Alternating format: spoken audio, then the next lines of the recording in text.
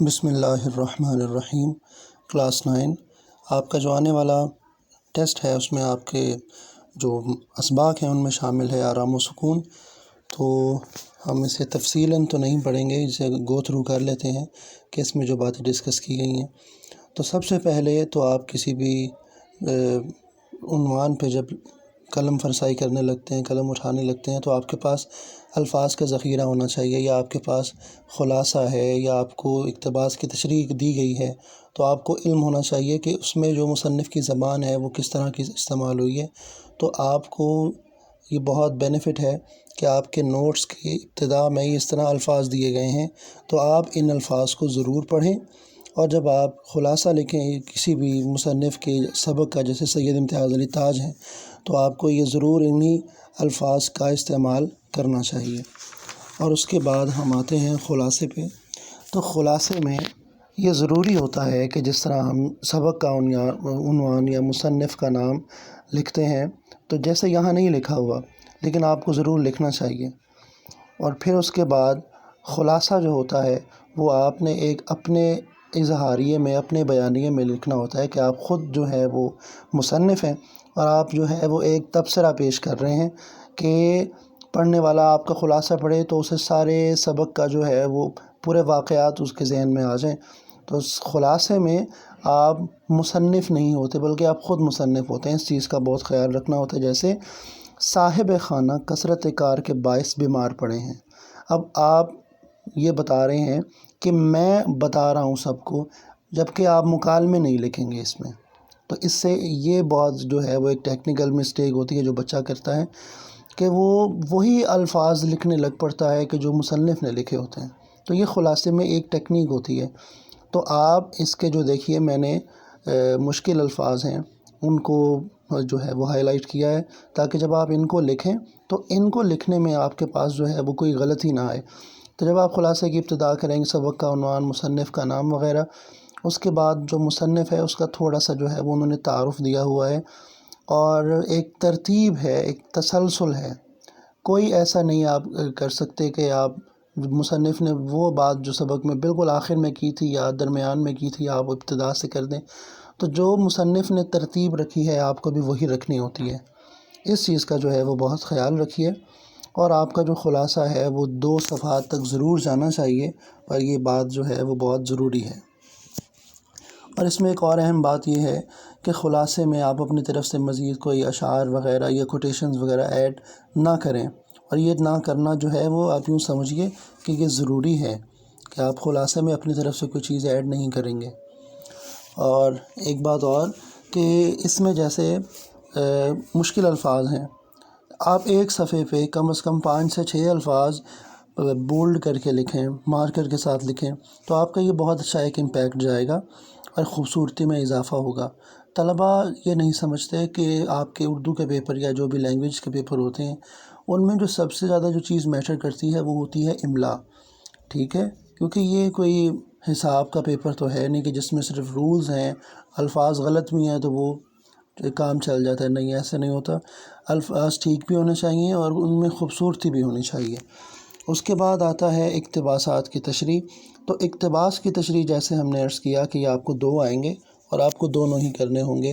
تو سب سے پہلے آپ نے جو کام کرنا ہے وہ جو آپ لکھیں گے وہ یہاں نہیں لکھا ہوا کہ آپ کو 5 نمبر کا یہ آئے گا۔ اس کی مارکس اسکیم ہم نے آپ سے عرض کر رکھی ہے، وہ یہ ہے کہ سب سے پہلے آپ سبق کا عنوان، مصنف کا نام، ہاف نمبر ان کا ہے، 1 نمبر ان کا، 4 الفاظ ہوں گے۔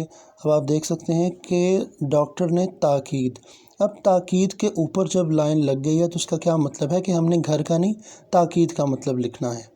تو یہ بات تو بڑی آسان ہے، لیکن کوئی جلد بازی میں بچے غلطی کر جاتے ہیں، تو اس چیز کا خاص خیال رکھیں، یہ نہ ہو کہ آپ کے 2 مارکس جو ہیں وہ ضائع ہو جائیں۔ تو انہوں نے لکھے ہوئے الفاظ کی جو معانی ہے وہ آمنے سامنے آپ ایک لائن میں لکھیں۔ تشریح، اب جو اقتباس کی تشریح ہے وہ آپ نے صرف اور صرف انہی 2 سے 3 لائنوں کی کرنی ہے۔ تو یہ بچے کرتے ہیں کہ وہ 1 لائن کی تشریح کرتے ہیں تو وہ تقریباً 1 لائن کی تشریح 2 لائنوں میں آ جاتی ہے۔ تو اس طرح وہ 3 لائنوں کی تشریح زیادہ سے زیادہ وہ 10 لائنوں میں کر کے بیٹھ جاتے ہیں، تو وہ ایسا نہیں کرنا۔ آپ نے یوں سمجھنا ہے کہ آپ کو ایک مضمون کا عنوان دیا گیا ہے جس پر آپ نے ایک ٹاپک ہے اس پر مضمون لکھنا ہے۔ تشریح اس چیز کا نام ہے کہ آپ نے صرف اور صرف اقتباس پر رہنا ہے، یہ نہ ہو کہ آپ کا جو اقتباس ہے وہ خلاصہ بن جائے۔ خلاصہ اور چیز ہے، خلاصہ پورے سبق کا اوور ویو ہے، تشریح صرف اور صرف جو آپ کو اقتباس دیا گیا ہے صرف آپ نے اس پر رہتے ہوئے جو ہے وہ خامہ فرسائی کرنی ہے۔ اور اس میں بھی بالکل ویسے ہی کہ آپ اپنی طرف سے کوئی بھی چیز جو ہے وہ ایڈ نہیں کریں گے۔ بہت بھی آپ کو 110% شور ہے تب آپ کو اجازت ہوتی ہے، لیکن آسان بات یہ ہے کہ آپ اپنی طرف سے کوئی حوالے کا شعر، کوئی قرآن شریف کی آیت جو ہے وہ ایڈ نہ کی کریں تو بہتر ہے۔ اور یہ آپ کو 2 جو ہے وہ اقتباس آئیں گے، آپ نے دونوں ہی کرنے ہوں گے اینول میں۔ اس کے بعد ہم آ جاتے ہیں شارٹ کوسچنز پہ۔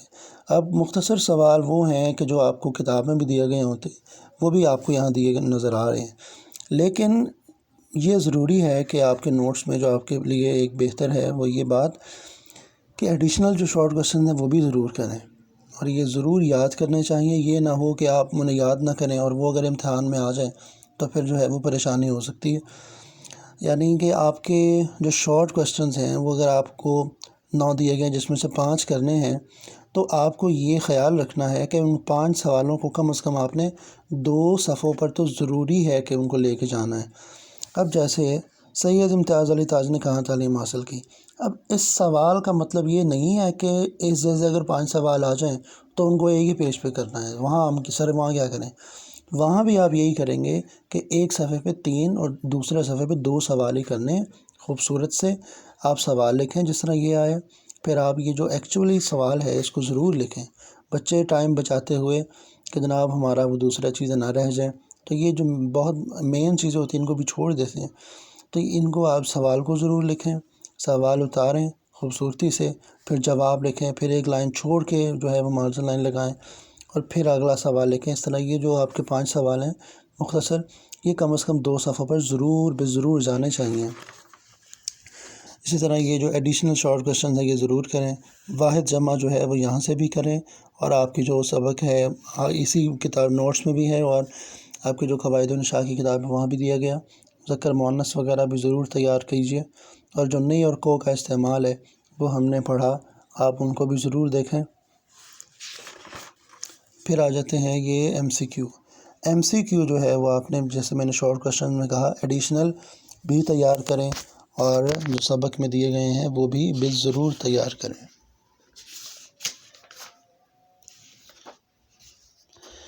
پھر آ جاتے ہیں جناب ہم غزل، میر تقی میر کی غزل ہے۔ اب اشعار جو ہیں وہ تبھی مستند ہو سکتے ہیں جب آپ ان کی تشریح میں اشعار لکھیں اور بڑے خاص سلیقے سے لکھیں۔ اب طلبہ جو ہے وہ صرف اور صرف یہ سمجھتے ہیں کہ موقع پہ جو ہمیں جو چیز سمجھ آئی وہ ہم لکھ دیں گے، اسی کا نام تشریح ہے۔ نہیں، تشریح کا خاص ایک انداز ہے۔ دیکھیں کہ سب سے پہلے جو بھی آپ کو شعر دیا گیا ہے اس کی تشریح میں انہوں نے شاعر کا تھوڑا بہت تعارف ضرور دیا ہے، پھر انہوں نے جو ہے تمہید باندھی ہے کہ شعر کا جو مفہوم ہے وہ واضح کر کے ایک حوالے کا شعر دیا ہے۔ تو ایک صفحے پہ آپ کے پاس کم از کم جو ہے وہ ایک شعر تو ضرور ہونا چاہیے، اور پورے ایک غزل کی شعر کا تشریح ہے وہ آپ کو 1.5 صفحے پہ کرنی ہے، تو 2 شعر ضرور استعمال کرنے ہیں۔ آپ کے پاس 2 جو ہے وہ غزلیں ہیں، غالب کی ہے اور آپ کی یہ میر صاحب کی ہے، تو ان دونوں کی جو اشعار ہیں ہر شعر میں 2 جو حوالے کے شعر ہیں وہ ضرور یاد کریں، اور یہ ضروری ہے، ٹھیک ہے جی۔ اور جو غزل کے شعر کی تشریح ہے وہ آپ کو 1.5 صفحے تک ضرور کرنی ہے۔ اور یہ جو حوالے کے اشعار ہیں کہ آتے ہوئے اذاں ہوئی جاتے ہوئے نماز، اتنا قلیل وقت کہ آئے چلے گئے، یہ آپ نے بالکل ہو بہو یاد کرنے ہیں۔ شعر میں چاہے وہ نظم میں آپ یاد کریں یا غزل میں، کوئی آپ کے پاس جو ہے وہ گنجائش نہیں ہوتی کہ آپ کوئی اپنی طرف سے کوئی لفظ ایڈ کر دیں یا جو شاعر نے یوز کیا ہے اس کو آگے پیچھے کر کے لکھ دیں، تو ایسے یہ چیز غلط ہو جاتی ہے۔ وہ اگر آپ شعر غلط لکھیں گے تو اس کے باقاعدہ مارکس جو ہے وہ کٹیں گے، اور یہ بات تو طے ہے کہ اگر آپ املا کی غلطی کہیں بھی کرتے ہیں وہ تو پھر بھی مارکس آپ کے کٹتے ہی ہیں۔ اس طرح یہ آپ کی جو میر تقی میر کی غزل ہے، یہ آپ نے جتنے اشعار ہیں 5 6 7، تو 7 کے 7 جو اشعار ہیں ان میں آپ نے تقریباً اس کا مطلب 7 اور 14 جو اشعار ہیں وہ آپ نے حوالے کے یاد کرنے ہیں۔ اور اس میں سے جو غزل ہے اس میں سے بھی آپ کو ایک شعر آتا ہے، مختصر سوال آتا ہے ضرور یاد کریں الفاظ معنی جملہ وغیرہ یہ تو بس آپ کے نصاب میں شامل نہیں ہے، لیکن آپ ان کو ضرور دیکھ لیں تاکہ آپ کے وقائب مضبوط ہو۔ اس کے بعد آتا ہے اس کے جو additional short M C Qs ہیں، یہ بھی آپ ضرور یاد کیجئے، اس کو نظر انداز نہیں کر سکتے۔ آگے آ جاتے ہیں خط اور درخواست وغیرہ۔ جی، چچا کے نام بیمار پرسی کی جو ہے وہ چچی کی بیمار پرسی کے لیے خط جو ہے آپ نے لکھنا ہے، تو یہ خط اور درخواست میں چوائس ہوتی ہے۔ ہم کہتے ہیں کہ آپ جو ہے وہ خط کو پریفر کریں، درخواست کو نہیں، کیونکہ درخواست میں اتنی گنجائش نہیں ہوتی، خط میں اتنی گنجائش ہوتی ہے کہ آپ کو زیادہ سے زیادہ مارکس مل سکیں۔ دیکھیے، تو سب سے پہلے ہم نے کہا کہ آپ نے اس کا جو پیٹرن ہے وہ ضرور جو ہے وہ خیال میں رکھنا ہے۔ امتحانی مرکز ہے، یہاں آپ امتحانی کمرہ نہ لکھیں، یہ یاد رکھیں کہ جو جتنے بھی امتحانات ہوتے ہیں اور آپ بحیثیت ایک طالب علم لکھ رہے ہیں تو طالب علم کا جو امتحان ہے وہ اینول ہال میں ہوتا ہے، ایگزامینیشن سینٹر، ٹھیک ہے، تو کمرے میں نہیں ہوتا، یہ امتحانی مرکز ہے۔ اس کے بعد کامہ ضرور لگائیں گے، اور پھر جو تاریخ ہے وہ آپ چونکہ اردو کا پیپر کر رہے ہیں تو آپ انگلش میں تاریخ جو ہے وہ فگر نہ لکھیں، 9 مارچ 2018، اس کے بعد سلیش، پھر لائن نہیں چھوڑتے، پھر پیارے چچا جان السلام علیکم۔ یہ دیکھیے کہ یہ جو آپ کسی کو آواز دیتے ہیں تو اس کے بعد جو سائن آف ایکسکلیمیشن ہے، ندائیہ کی علامت استعمال ہوتی ہے۔ بہت سے بچے جو ہیں وہ ہم دیکھنے میں آئے ہیں کہ وہ ہمیشہ یہ غلطی کرتے ہیں۔ اگر آپ یہ غلطیاں کریں گے تو اس کا جو آپ کا امپریشن ہے وہ غلط جائے گا، وہ آپ کو بالکل مارجن نہیں دے گا۔ درمیان میں ہونا چاہیے پیارے چچا جان، اور یہ جو امتحانی مرکز ہے یہ بھی جو ہے وہ بالکل جو مارجن لائن کے ساتھ نہ ملا ہوا ہو، تھوڑا سا ہٹ کے ہو۔ پھر پیارے چچا جان السلام علیکم، امید ہے آپ سب خیریت سے ہوں گے، یہاں ہر طرح سے خیر و عافیت ہے۔ اب یہ ہم نے آپ کو بتایا رکھا تھا کہ جو خط کے اجزاء ہوتے ہیں اور جو ان کے مارکس ہوتے ہیں، سب سے پہلے مقام روانگی ہے، مع تاریخ ہے، 1 نمبر اس کا ہے جی، القاب و آداب مع تسلیمات 1 نمبر ان کا ہے، اور جو ابتدائی سطور ہوتی ہیں وہ یہ ہیں کہ ایک خاص ڈیکورم ہوتا ہے ہر چیز کا، کہ آپ چھوٹتے ہی فوراً جو ہے وہ بات پہ نہیں آ جاتے، جو نفس مضمون ہے آپ جو ہے وہ آداب کا خیال رکھتے ہوئے بات بڑھاتے ہیں، اور جسے ہم کہتے ہیں ابتدائی سطور ہیں۔ 1 نمبر ان کا ہو گیا، 1 2 3 ہو گئے۔ پھر جو ہے وہ آپ نفس مضمون، یعنی کہ آپ کا مقصد کیا تھا، تو یہاں سے دیکھیے سب سے پہلے بتائیے کہ اب چچا جان کی صحت کیسی ہے، پھر وہ بات مزید بڑھاتا ہے، اور آخر میں جو وہ بات جو ہے وہ فوراً کر کے وہ ختم نہیں کر دیتا، کچھ نہ کچھ سلام کے لیے وہ کہتا ہے کہ فلاں کو سلام، فلاں کو پیار ہے جی، چچی جان کی خدمت میں میرا سلام عرض کر دیں، تاکہ جو ہے وہ آداب سے ہی بات شروع ہو اور ادب پر ہی ختم ہو۔ والسلام آپ کا بھتیجا الف بے جیم۔ تو املا کا ضرور خیال رکھیں، بچے جو ہے وہ السلام علیکم لکھنے میں بھی غلطی کرتے ہیں جی، السلام الف کے بعد جو لام آتا ہے وہ نہیں لکھتے، الف السلام علیکم لکھ دیتے ہیں اس طرح۔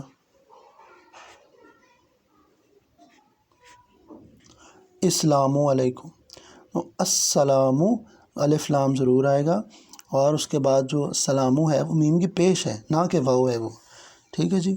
تو ان چیزوں کا ضرور خیال رکھیں۔ جو آپ کا خط ہے وہ پورے 1 صفحے اور زیادہ سے زیادہ 1.5 صفحے پر تو ضرور جانا چاہیے، اور بہتر یہ ہے کہ آپ کا جو ایک خط ہے وہ 1 صفحے سے زیادہ ہو۔ اب دیکھتے ہیں جو آپ کی جو عرائض ہیں، یعنی درخواست۔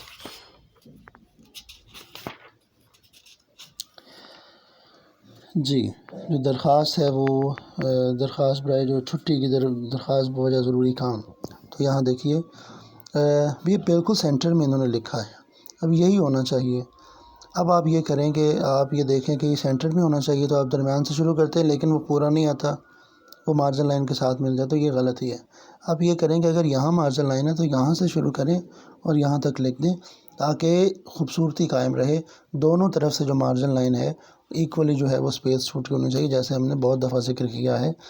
بخدمت جناب ہیڈ ماسٹر، بخدمت جناب ہیڈ ماسٹر صاحب، جناب اور صاحب کبھی بھی اکٹھے استعمال نہیں ہوتے، یہ ایک ٹیکنیکل فالٹ ہے کہ اگر آپ یہ غلطی کریں گے یا لکھیں گے تو آپ کے باقاعدہ مارکس جو ہیں وہ کٹ جائیں گے۔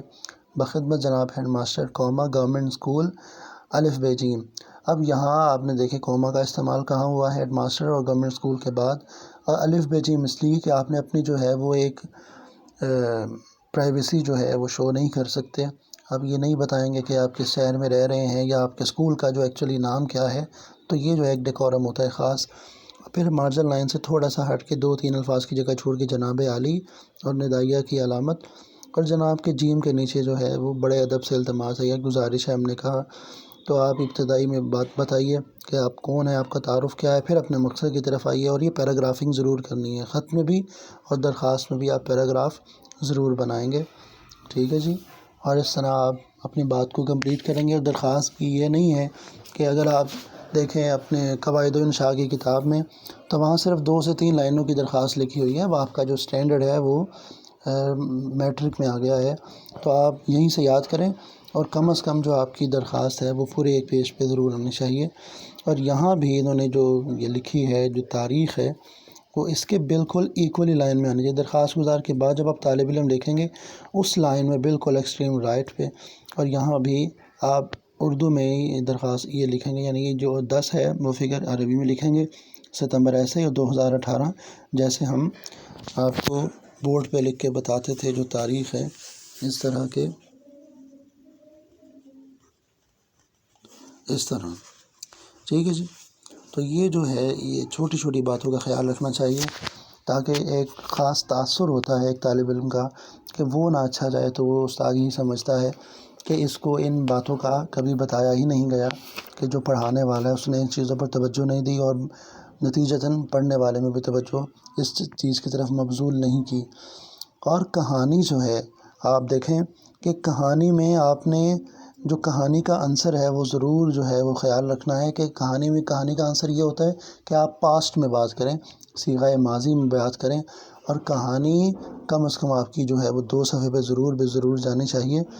یہ نہ ہو کہ آپ 1 صفحے پہ کہانی لکھیں اور وہ بھی 1 صفحہ پورا نہ ہو. تو ان چیزوں کا بہت خیال رکھیں. کہانی میں بھی پیراگرافنگ کریں 1 صفحے پہ, جیسے میں آپ سے کہتا رہتا تھا کہ 3 بنائے پیراگراف, 2 سے 3 پیراگراف ضرور ہونے چاہیے. آپ کے پاس اس طرح جو ہے وہ گنجائش بڑھ جاتی ہے کہ آپ کو بہت زیادہ نہیں لکھنا پڑتا. بہت زیادہ لکھتے ہیں لیکن وہ لکھا ہوا تھوڑا نظر آتا ہے. تو ان چیزوں کا خیال رکھیں.